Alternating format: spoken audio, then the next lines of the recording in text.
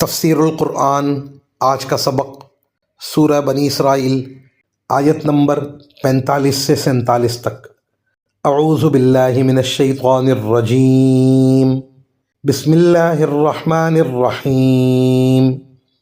وَإِذَا قَرَأْتَ الْقُرْآنَ جَعَلْنَا بَيْنَكَ وَبَيْنَ الَّذِينَ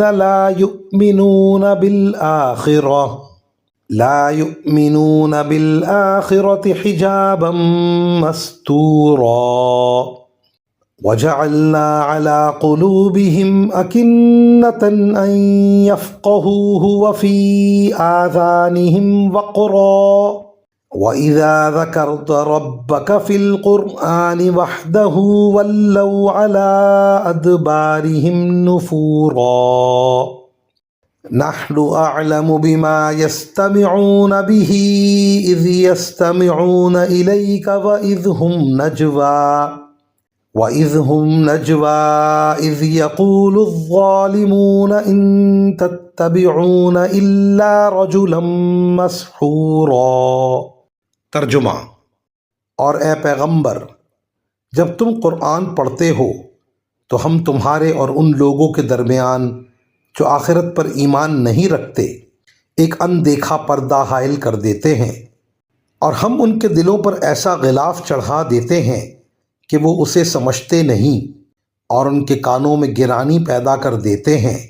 اور جب تم قرآن میں تنہا اپنے رب کا ذکر کرتے ہو تو یہ لوگ نفرت کے عالم میں پیٹ پھیر کر چل دیتے ہیں۔ ہمیں خوب معلوم ہے کہ جب یہ لوگ تمہاری بات کان لگا کر سنتے ہیں تو کس لیے سنتے ہیں، اور جب یہ آپس میں سرگوشیاں کرتے ہیں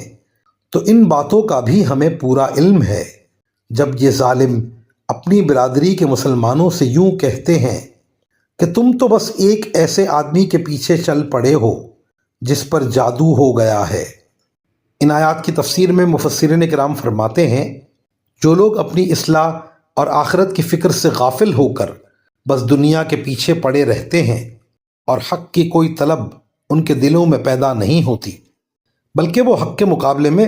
ضد اور عناد کی روش اختیار کر لیتے ہیں، وہ حق کو سوچنے سمجھنے سے محروم ہو جاتے ہیں۔ یہی وہ اندیکھا پردہ ہے جو ان کے اور پیغمبر کے درمیان حائل ہو جاتا ہے، اور یہی وہ غفلت کا غلاف ہے جو ان کے دلوں پر مسلط ہو جاتا ہے